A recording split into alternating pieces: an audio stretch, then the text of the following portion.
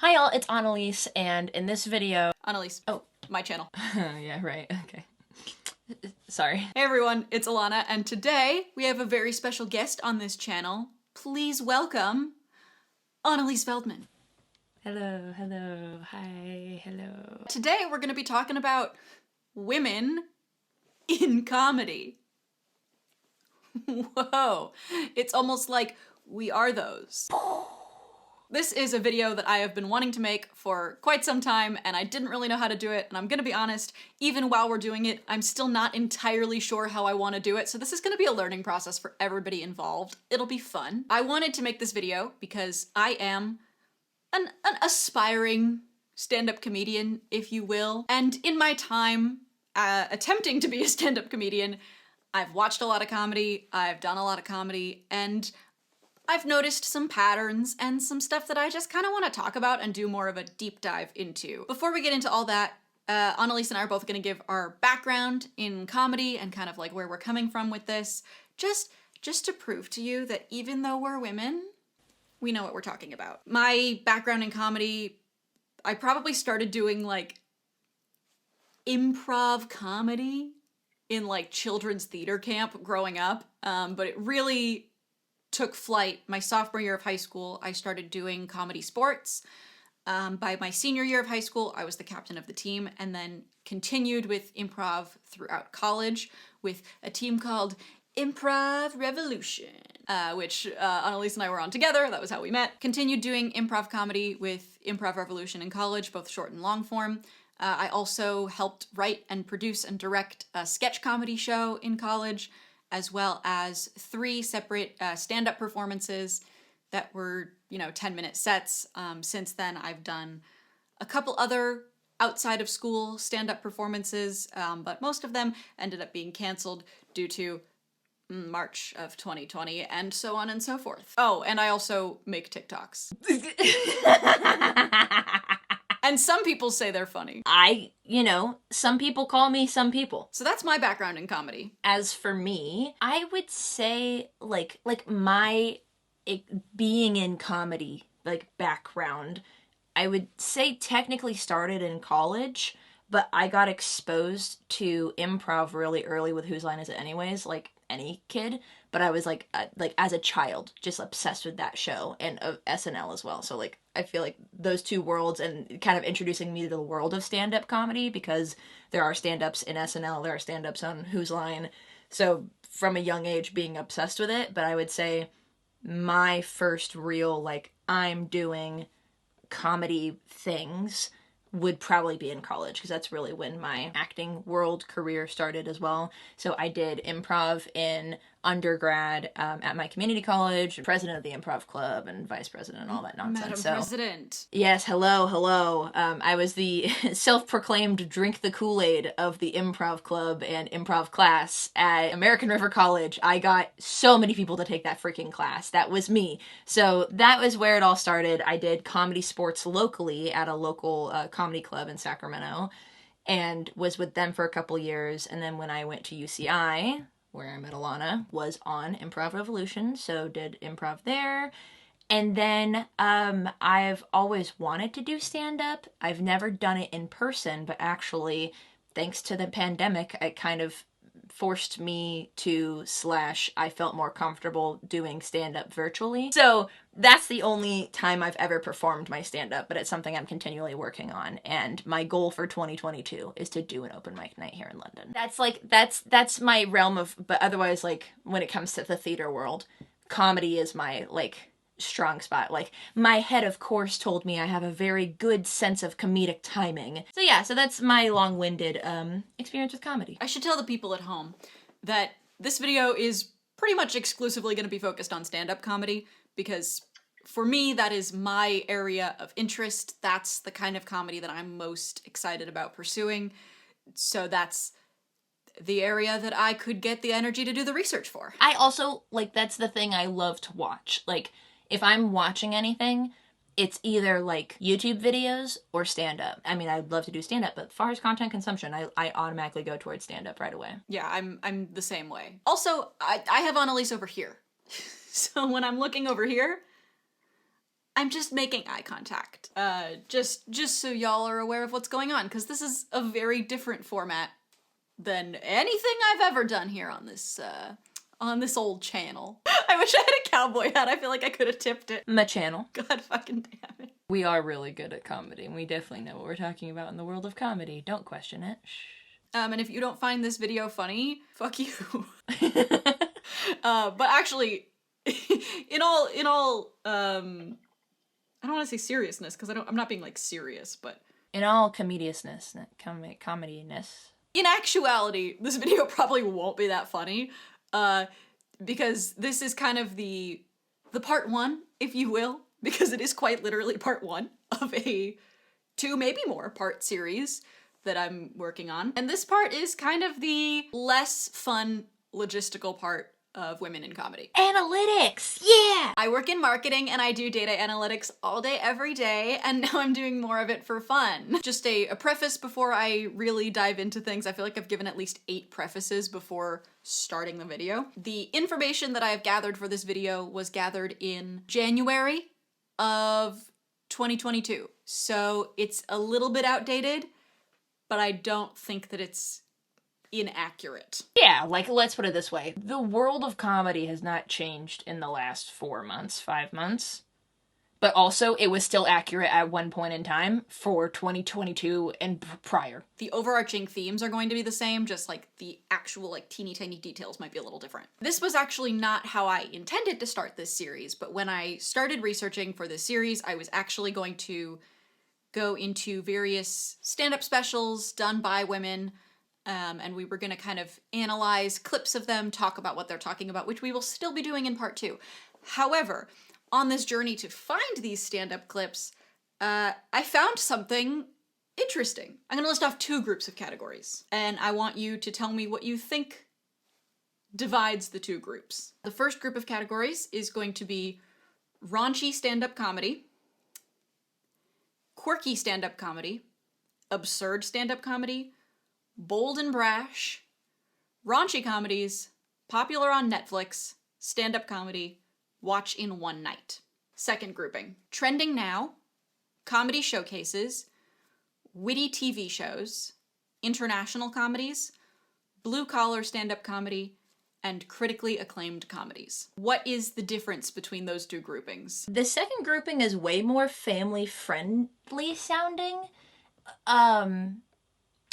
It's more, like, universally appealing sounding. I immediately think of, like, can access more audiences.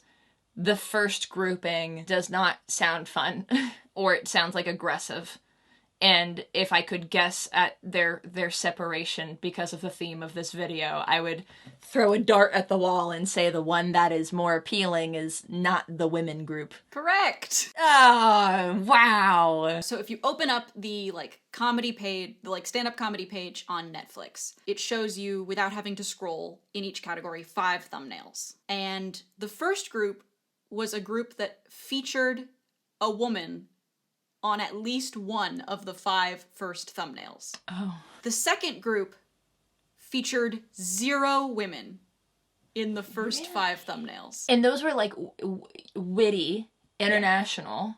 So the ones that featured not a woman were trending now, comedy showcases, witty TV shows, international comedies, blue-collar stand-up comedy, and critically acclaimed comedies. Witty TV shows? Yeah, not a woman. What the heck? So there was another category in this that I did not include because it would give it away, and that was women behind the camera. But of the categories that did feature women on the first, I said the first 6 thumbnails, I counted wrong. Only 2 of them featured women on more than half. Oh. And that was raunchy stand-up comedy and women behind the camera. Now, was raunchy stand-up comedy, were more than half of them just all of the Amy Schumer specials? Ha! $10, it was Amy Schumer, Ali Wong, and Eliza Schlesinger. $10, that's what it was. That was just more so a funny haha, but also I bet I'm right. Probably. And then the ones that featured a woman, but not more than half. Quirky stand-up comedy had 1, absurd comedy had 1, bold and brash had 2, Raunchy comedies had one, popular on Netflix had one, stand-up comedy had one, and Watch and Night One Night had one. But one woman. That's insane. I'll also say there were a couple of them where it was like a group of people featured on the thumbnail, and maybe if you look really closely, there was a woman in there. Wow. However, I did not count those as featuring a woman. Because, for example, like one of them was Seth Rogen's Hilarity, where Seth Rogen is huge in the center of the thumbnail, and then behind him are a bunch of different people, really tiny, one of them being a woman. And I was like, that doesn't count. Okay, yeah, that doesn't count, because the reason people are clicking on it is because of Seth Rogen's face, not because of the people else in behind it. So when you do the math of the total thumbnails that are shown, like without having to scroll through them sideways, if you know what I mean, not including the watch again category, because that one's biased toward what I watch, 18 out of 90 thumbnails had a woman. I know you have a percentage for me. 20%. Wow. And just for shits and gigs, I went a little further. 2 out of 90 featured women of color.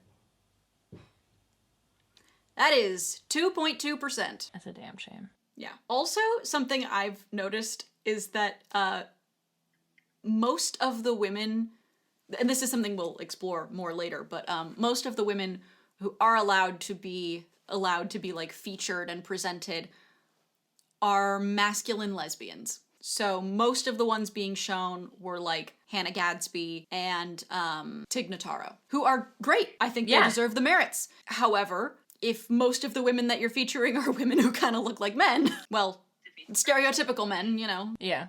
We live in a society. That's indeed true. It's something that yes, like I don't know if there's an algorithm to Netflix, like on just the main pages. Like I know there is on like the homepage.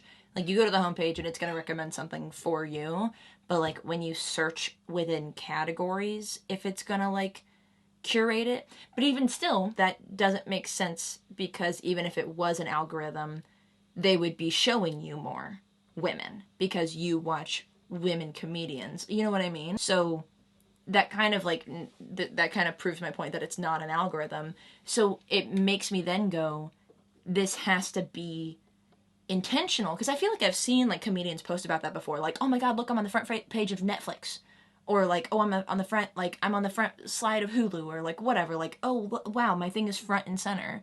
So I feel like that's intentional. My guess in terms of the Netflix algorithm is that the algorithm decides what subcategories to show you, but they handpick what is presented in each of those subcategories. Which also, I think, says a lot, that it says that I would enjoy absurd stand-up comedy, raunchy stand-up comedy, bold and brash, like, when realistically that's not a lot of what I watch. Yeah, there's so many like tinfoil hat theories like going on in my head right now of like, is the reason why they're suggesting those things because they only have women that fit into those categories and not other ones. So therefore, if you want a primarily women-based category, you need to be recommended categories that are outside of what you prefer, because the amount of women and other categories don't overlap. Do you get what I'm getting at? Yeah.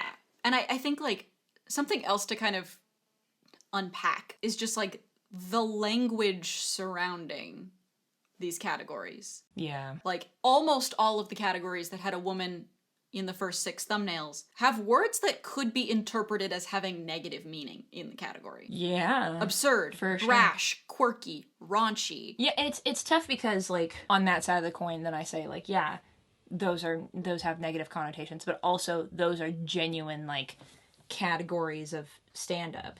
Like raunchy stand-up, that is just some people's thing, and they enjoy that, and it just kind of like those happenstances that they're happening to be like overlapping of like, it would feel less weird if they didn't fit into any of these like critically acclaimed or international, of like less, like I guarantee you one of those also could probably fit into one of those more neutral toned categories as well. I think that's what it is for me, is like, there's nothing wrong with women being featured in those categories. It's just the fact that they're only featured in those categories. Watching women do stand-up is a niche interest. And I feel like a lot of this video is going to be kind of like those, like, isn't it weird?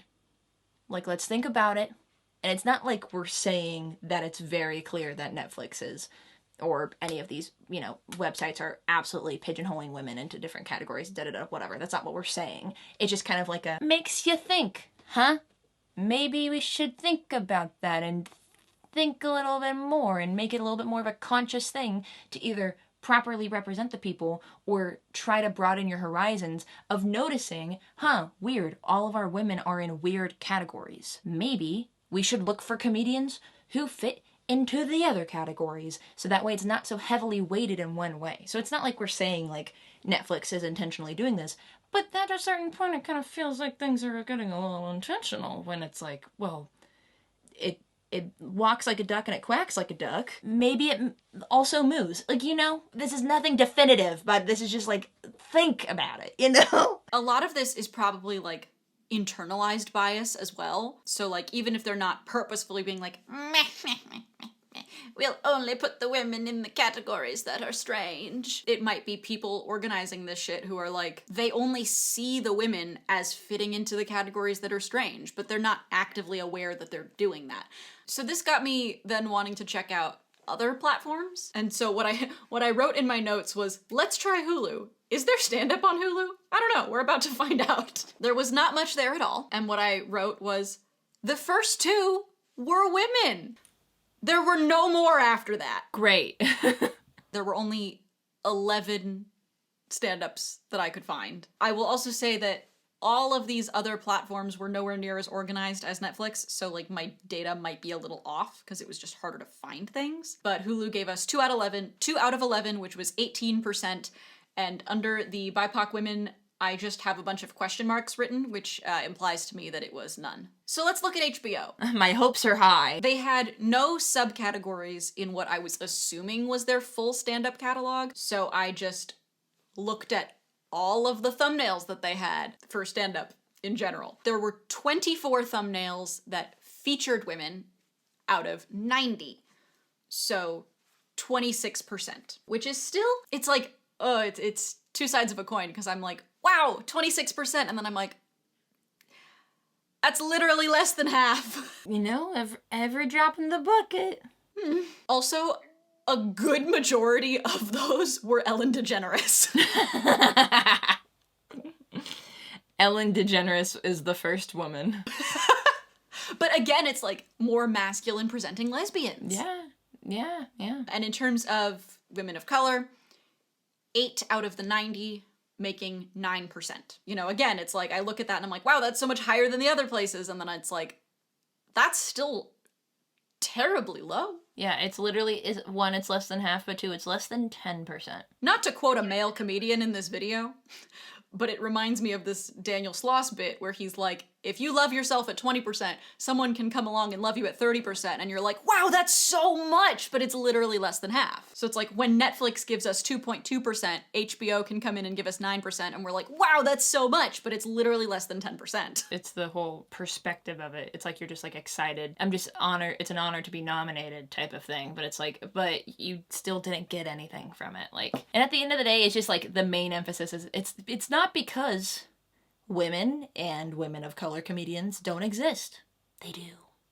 They're everywhere. They're right here. Well, not of color, but women comedians. Yeah, it's like they're out there, you know? And for the last category, Amazon. Daddy Bezos. Amazon was a major pain in the ass to navigate, but I ended up just taking a look at the first page because, once again, no subgenres. And on the first page, there were 12 thumbnails and one woman. One woman. 8%. The literal only credit that I can give them is that one woman was a woman of color. Wow. It was Yearly Departed. Oh, that's what I figured. That's what I was guessing. Okay. Which is also interesting that they have Rachel Brosnahan on the cover of that thumbnail, because she was not in it. Now that we've gone over the data. There's just probably some things to say there. I'm throwing this out there to, like, start the snowball in discussion. Not that I have an opinion either way, but like, what's your thought around a women category? I have complex thoughts around a women category. Because it could go two ways. It could go multiple ways, but there's like, it's a double-edged sword. Because they do have women behind the camera on Netflix for stand-up, which also like doesn't make a lot of sense to me because I'm like, it's stand-up. Why are they behind the camera? Yeah. Someone once told me that the comedian Beth Stelling does not like being referred to as a female comedian because she's just a comedian. And on the one hand, I feel that way about a women in comedy like subcategory on Netflix where it's like, why does it matter? Women could fit into any other genre just as easily. So we shouldn't have to separate them in order to get them watched. But on the other hand, like, sometimes that's what I'm looking for. Sometimes I want to watch a female comedian because I see enough men in my day-to-day life. Like a thought that was kind of like bouncing around in my head is like, what if there was a way to search by tags? But that's a dangerous category to play with. Like, if you have a category that you can go to, like on Netflix comedy, it says like, raunchy comedies, witty, or international, whatever. If there is one that is female comedians or women in comedy or whatever, you can then go to that and see these categorized things. However, the other thought that was in my head of like, what if there was a tag or like a search filter? And the dangerous ground that you play there is that if you have a women tag, that means you have to have a men tag, and then also a non-binary and a trans tag and a whatever. But then, so one, the amount of tags can just start like snowballing. But secondly, then people can filter those out in a negative sense, And so I feel like the benefit of having a women in comedy section is that it's not something that you can search for, but it's categorizing things that can't exclude women from other categories, And I think it's a little bit of kind of what you were saying of sometimes you're like, oh, I want to watch a woman. And then the argument to that would be, well, if women can also be funny, like men can be funny, like not all men comedians are the same. So are you then saying that women comedians are the same? Are you saying that's a genre? But I would more so argue it on the side of like, for instance, when it comes to YouTube, I primarily make videos within like the tech space. Like my channel is split between like lifestyle content and tech. And all the women tech tubers that I watch are vastly different. All of them have such different styles. And there's times where I just was like, I wish I could search for just women in tech tube, not in a way to exclude men, but in a way of, I know you're being suppressed in the system because this field, tech like comedy, it tends to be this kind of like, feels like a boys club. That's not necessarily true. In some spaces it might be uneven, it might be completely in the other way, but for the most part, tech and comedy are both boys clubs. And so I wish that like YouTube also had a similar thing of like women in tech tube. Obviously YouTube and Netflix are completely different platforms in the way that they're organized and all that stuff. Like it's curated on Netflix. People are invited to Netflix. Anybody can post on YouTube. But my point still stands of, I wish they kind of had a category just for the sake of being like, hey, I would really love to see myself represented, but then also kind of to bridge horizons and have a way of having that filter without it like, and kind of like what you were saying earlier of this person who was like, I don't want to be represented as a female comedian, I'm a comedian. Like, yes, but also it's kind of like a lot of people have a modern sense of mind in the way of we shouldn't have to worry about that anymore, but unfortunately, like you said, we live in a society where we do. So yes, she has totally, like, I agree, she should just be called a comedian. Like, in the same way that I'm called an actor. I don't call myself an actress. Like, but if somebody calls me an actress, I'm like, sure. It's tough because sometimes I think about, like, there's a lot of, quote unquote minority aspects to me. Like, I'm a Jewish queer woman. It's not quote unquote, it's literally. I'm so sorry to tell you, Ilana, you got a couple of minorities on your I label think card. I think it's because like most of those I don't necessarily experience like active Sure, sure, sure. oppression due to. Sure. Just because like some people would look at me and be like, that's a queer Jew, but some people would not. I experience this a lot like on TikTok and like in a lot of my social media posting where it's like part of me wants to like actively be identifying myself as those things to be that kind of like representation that maybe I didn't have growing up. So I can be like, hey, look, this TikToker that you like is a queer Jewish woman. And I think like one of the cool things about it is like that's not what my content is about. And I think that's something that like is kind of bridging into kind of a preview into part 2 would just be like I think part of the issue is that female comedians are expected to make comedy about being women. And that's where that line gets a little weird because it's like male comedians aren't expected to just make jokes about being a man. Female comedians should be able to make jokes about whatever the fuck they want within reason. Yes. Don't say shitty things, but you know, and I think like that's, you know, that's a problem that I experience where it's like I have a lot of funny jokes about being queer, about being Jewish, about being a woman, but like that's not my defining thing as a comedian, as a content creator, as a person. They play into who I am. They play into how I behave and how I walk through the world. But I don't think like, I don't walk into a room and be like, I'm gay, Jewish, and a woman. Guess what else you can learn about me? Like I just walk into a room and I am.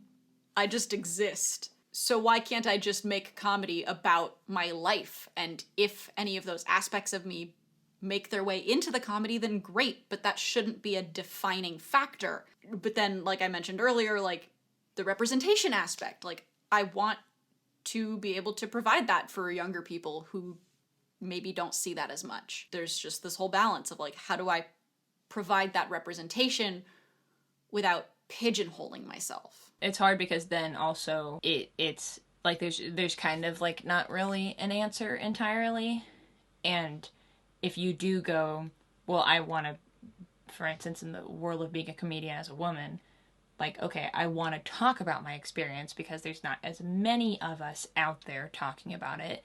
But then it can easily, especially in the world of comedy, it's always turned around of like, well, women aren't funny because all you can come up with is talking about your period, like things like that. So it's also another like fine line to like walk down of like maybe you do have this really funny thing of like, oh, I want to tell this joke for women, because that's the other thing. It's like women don't wear makeup for men, they wear it for themselves, and most often other women to be like, look, I got my eyeliner good, like my friend did a really cool eyeliner, and none of us are like trying to court her. We were all just like, the artistry, like that's so cool, I know how difficult that is, like amazing. We were all gawking over it, and she didn't give a shit what a single man thought. It was only about like what her friends were thinking, you know? So it's like you want to do these things of like, I want to tell this joke about being a woman because then all the women gonna go, ha ha, I also do that thing. But then there's the shitty people out there go, well, that's the only thing you can do. And it's like, but it's not. So then just, there's no right answer and there's no, everything's awful. Like, there is no good place to be in that world. You just, it's kind of one of those things that you just have to do as you will and do what makes you happy and do what makes you happy in your content or your comedy or whatever, and just kind of like take what people say with a grain of salt and just kind of be like, okay, I am more than just being a woman, but I also am allowed to talk about that. Like I think it's just a problem with there's a lot of people who want to police comedy. There's a lot of people who like to police any niche because they're ding dongs. But then kind of like what you were saying about it, this is diving into the next video of like women feeling like they need to pander to that man's idea that the only thing that women can talk about to be funny is the women experience. Adding on to that, a lot of times in order to get, accepted into the boys club, women's comedy about being a woman is really just dunking on women. Yeah, because they have to do the thing that the men can't do without getting in trouble. Because what other categories are they going to fit in? Because they're like, well, so-and-so already does these jokes, and so-and-so already does these jokes, so you have to pick something. Oh, what's the thing that we can't... I mean, they still do it anyway. But, like, you have to do something that's different, and that's the only thing that you're allowed to do. Even when a lot of female comedians finally get the spotlight, they get it because they are making comedy for men done by a woman, which is what we will be diving into in the next episode. That's just a taste of the next episode, so... Just a little morsel. A little morsel. I can't believe we said morsel at the same time. I'm freaking screaming. You know what, I had a thought. Just looking at, what I was shown on the front page of Netflix when I took this screenshot. You have the only woman on this page is Hannah Gadsby's Douglas. An amazing special. I enjoy it very much. It's about one thing. It's about her experience with autism. But then you see also on this same page, John Mulaney's New in Town. Mike Birbiglia's What I Should Have Said Was Nothing. Those aren't about their experience being XYZ. They're just stand-up specials. Good ones! I know we're going to be talking a little bit next time about, the pressure for women to make fun of women. But even, I feel like even stand-up specials where women aren't necessarily making fun of women, their whole special has to be about one thing. Granted, there are male comedians who do that as well, and I don't have a problem with these kind of specials. It's just kind of the differentiation between, most female comedians seem to have to make their special about one thing. Because they're not, due to the society that we live in, it's a lot harder for them to market a special by being I'm funny. Watch me be funny. They have to market a special by being watch me talk about being autistic. Watch me talk about being a woman. Watch me talk about being pregnant. And I already mentioned Mike Birbiglia's What I Should Have Said Was Nothing, but what's also featured on here is Mike Birbiglia's The New One. That one's a special about something. It's about him being a dad. And I love that special, but he has plenty of others that aren't about one thing. And I'm not necessarily talking overarching themes, because I know that that's something that a lot of comedians do and I really respect and I think is really cool, is when it's it all ties together in a neat little bow at the end. That's not what I mean. I mean more specials where every single topic ties back to this exact subject. Yeah, because I feel I'm just thinking, you mentioned being pregnant, and I believe it's called Baby Cobra, is Ali Wong's special. And it's been a while since I watched it, but if I'm not mistaken, a lot of it keeps tying back to the fact that she's currently pregnant. Also, just something to note is there's a lot of variety specials. I think there's one called The Stand-Ups where it's they have 30-minute slots, but it's in those variety shows it tends to be 5 men and 1 woman. 1 women. 1 woman. 1 woman. So, I think that's a good wrapping up point for this one. Yeah. Yeah, because it's kind of like we were talking about. There's no real button to put on this topic, and it's just kind of the idea that this is just an ongoing... This is a conversation. Talk to us in the comments. But it kind of is, because there is no answer. There is no perfect... It's not even it's really a question that we're asking. It's more of just kind of okay, we talked, discuss amongst yourselves, and then we'll come back and talk more with just kind of talking and thinking about it and kind of going, okay, that was a conversation that was had. So next time we will be analyzing clips of stand-up specials done by women. For the most part, I'm going to be honest, ones that I don't like. And here's the fun part, too, if you're interested in this. Ilana and I have different tastes in comedy. It's not like we just like the same comedy. And there was one particular time where I was talking about female comedians that I liked, and she was like, oh, I can't stand them. And I was like, I really like them. So I feel like Ilana has a more niche indie, I don't want to say intellectual as if that's uppity, but intellectual view of comedy. And I'm very I said, I like Jeff Foxworthy. You know what I mean? So I've got the blue collar everyman's opinion on comedy. I have a very specific set of likes and dislikes. Yeah. I feel like it's like the Jim Gaffigan to the Daniel Sloss. Like, you know what I mean? It's not that we don't like each other. It's not that we don't dabble in the other, but I'm a ginger man with like 9 kids. That's all I'm trying to say. And you're an angry Scot. Definitely leave your thoughts in the comments. Leave any observations that you have. This was kind of mostly a video just of observations, and we'll kind of go more into analyzing things in the next video.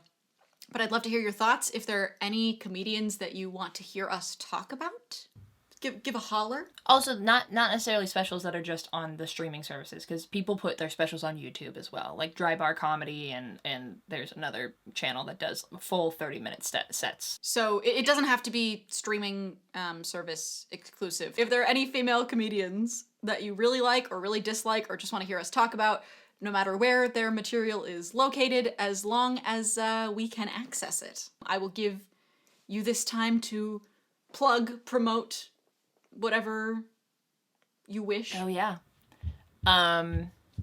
Subscribe to my channel, youtube.com/Annelies Veldman, and Annelies Veldman on pretty much everything except Instagram, annelies.jpg. I have a Patreon, patreon.com/Annelies. I don't have a lot of brand consistency with the URLs because I just love the fact that I have patreon.com/Annelies, but everything else is Annelies Veldman. I won't change it, because that's just too cool to me. But yeah, anyway, just search Annelies anywhere, and you'll probably find me or the girl who played Chelsea in That's So Raven. But, you know, her name is Annalisa, though, and she's German. She's not Dutch, so. Anyhoozle, that's me. Subscribe. And you can find me as Ilana Degann, same way it's spelled here, pretty much everywhere. Right here on YouTube. I have a shorts channel here on YouTube as well. And any music streaming platform that your little heart desires.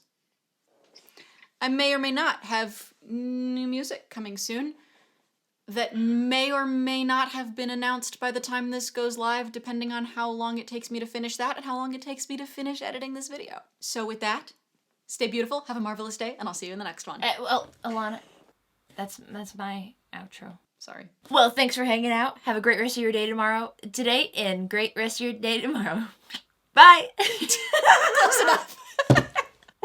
Do you want to do it? Thanks so much for hanging out. Have a great rest of your day today, and a great day tomorrow. Bye. Yeah, that's a wrap.